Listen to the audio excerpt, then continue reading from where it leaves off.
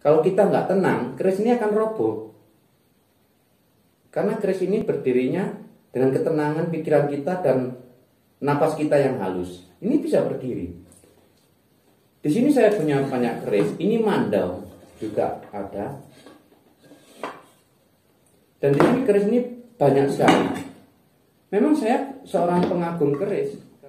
Assalamualaikum warahmatullahi wabarakatuh. Jumpa lagi bersama saya, Bakal Official.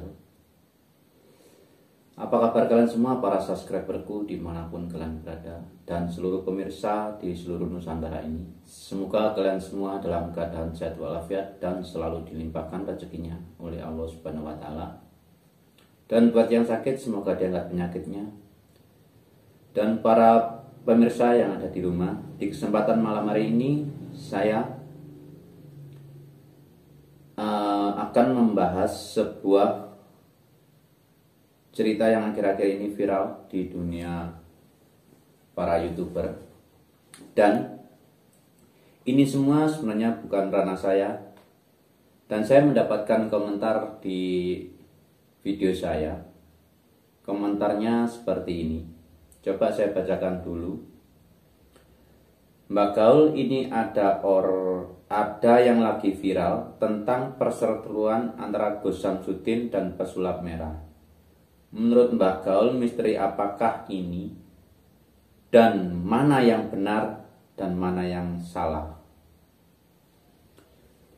Baiklah, sebenarnya pemirsa, ini bukan ranah saya untuk menjawab pertanyaan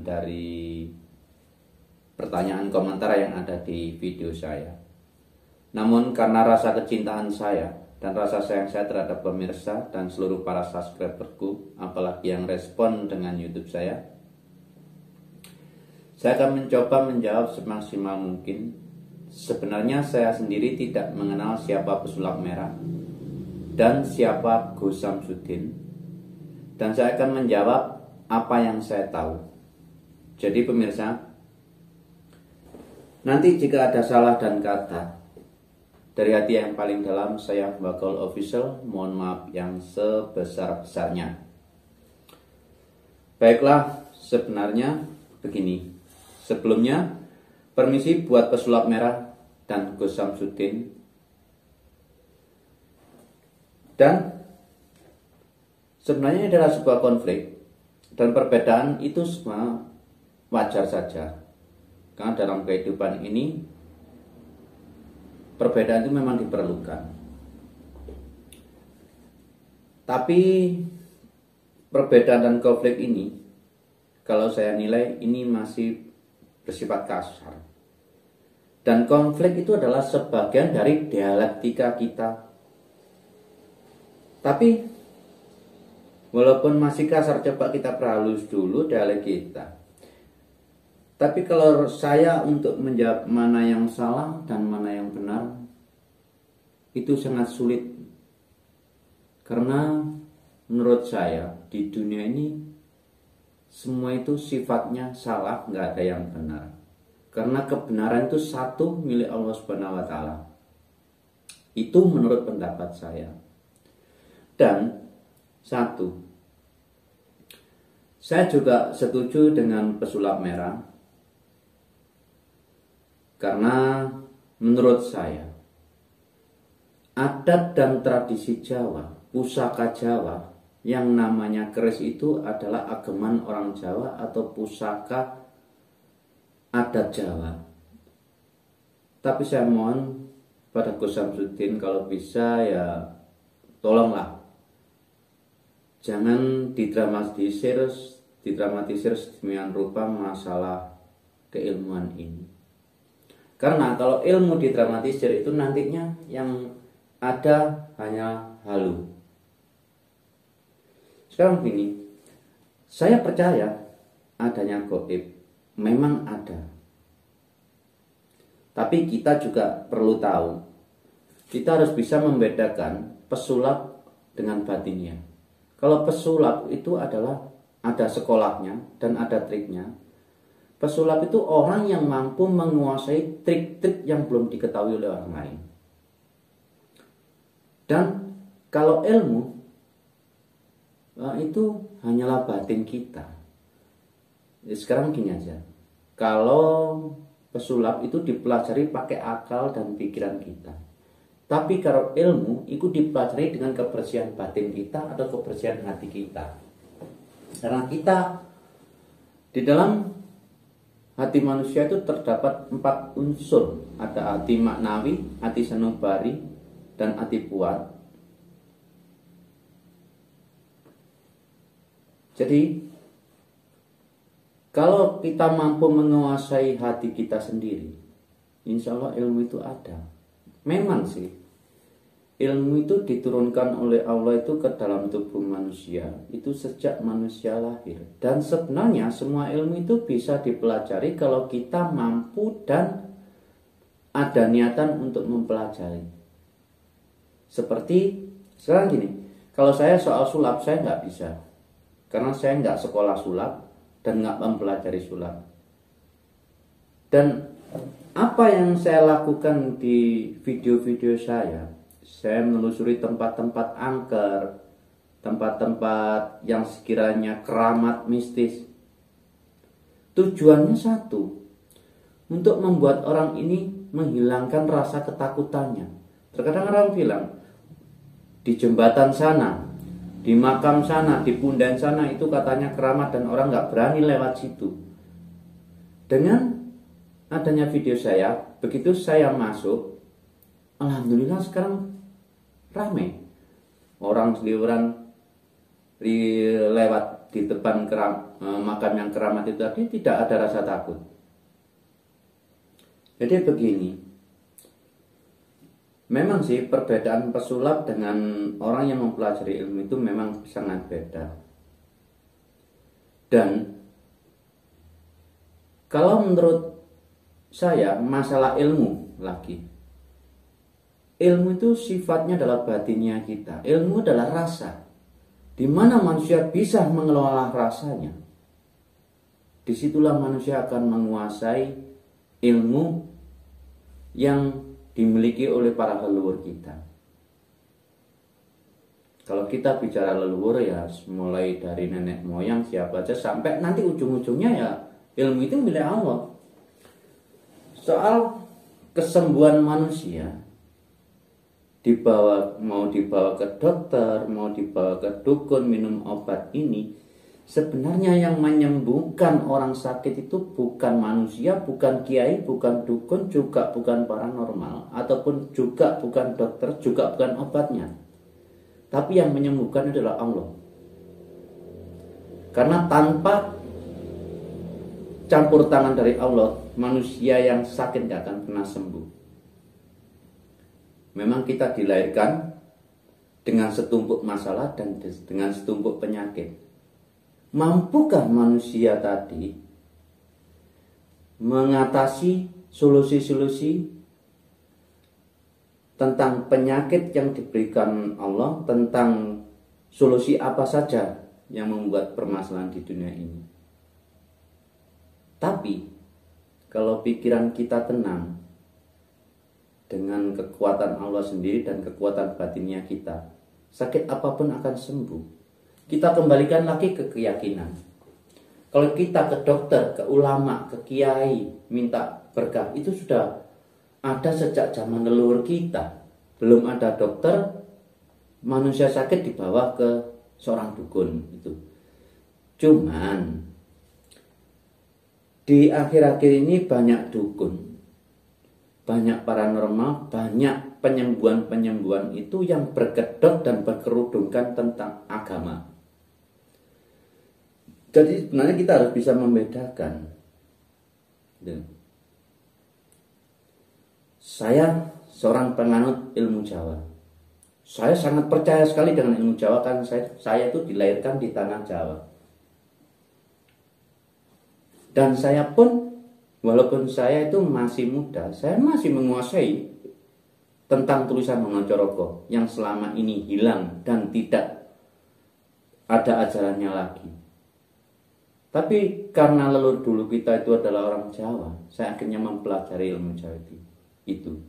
Tapi tolong, kayak keris itu juga ageman orang Jawa.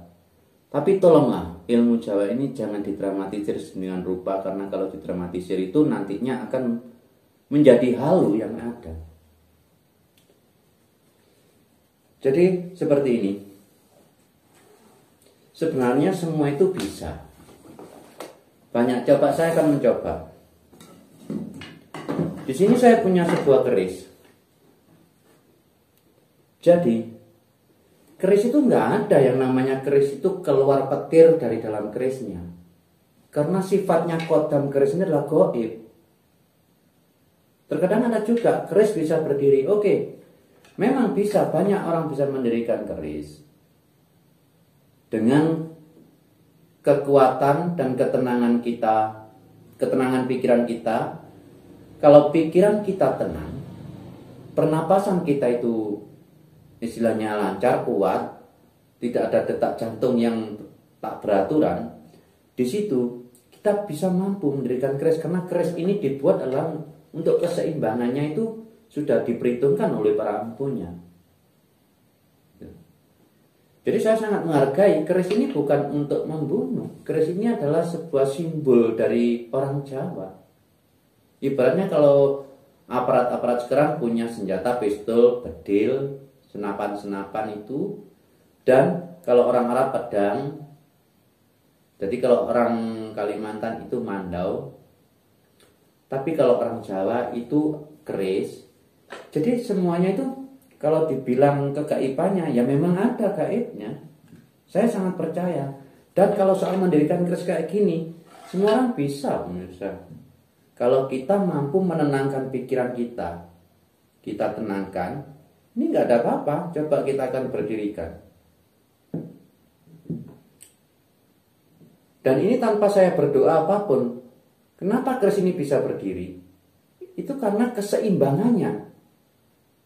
Keris ini dibuat dengan diperhitungkan oleh empunya dulu.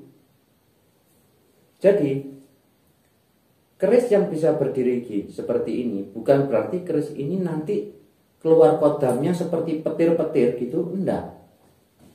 Gitu. Cuma seperti sekarang begini. Banyak konten-konten yang tidak menjadi edukasi buat kita. Terus sebenarnya tujuannya perseteruan ini apa? Perseteruan antaranya Gus Samsudin dan Bung Marcel atau pesulap merah ini. Sebuah konten kah? Kalau memang ini dibuat konten, berarti tidak, untuk apa kita tayangkan konten yang membuat keributan seperti itu? Apakah ini yang dinamakan edukasi untuk kita? Jadi seperti keris seperti ini bisa berdiri, itu juga bukan karena memang ada kodamnya. Kalau dibilang ada kodam, iya, memang ada keris yang ada kodamnya dan ada keris yang nggak ada kodamnya. Jadi gimana ya, apalagi trik-trik keris yang bisa terbang sendiri. Kalau keris sudah di tangan manusia itu nggak bisa untuk terbang. Apalagi keris ini dibuat itu sedemikian rupa keseimbangannya dan sebagus mungkin pamornya, itu menarik pikiran kita untuk membuat gimana ya, supaya kita itu bisa berpikir gitu. Berpikir bagaimanakah cara membuat keris ini, kok keris ini sedemikian halusnya, sedemikian bagusnya, pamornya bagus. Terkadang kita terinspirasi, bagaimana caranya. Keris ini tidak bisa berdiri hanya segini saja, walaupun seperti ini juga bisa.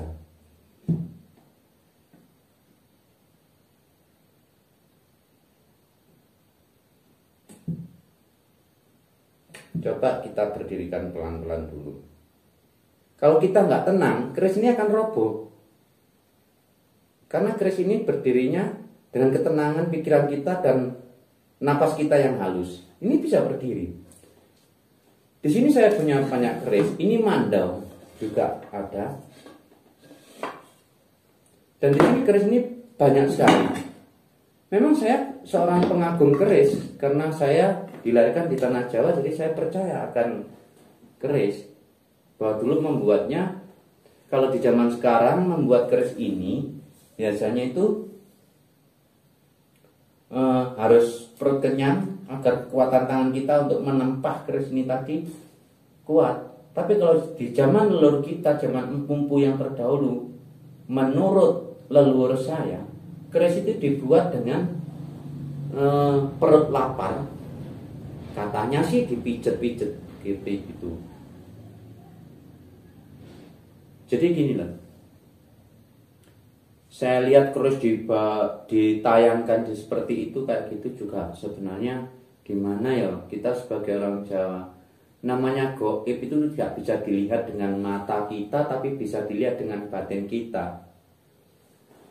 Sekarang seperti ini, banyak orang bilang setan, jin, itu ilmu setan.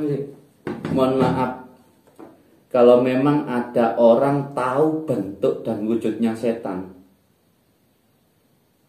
saya akan mencoba pingin tahu bagaimana cara melihat setan. Soalnya menurut saya, setan itu tidak bisa dilihat dengan mata karena setan tidak berbentuk. Setan adalah dat.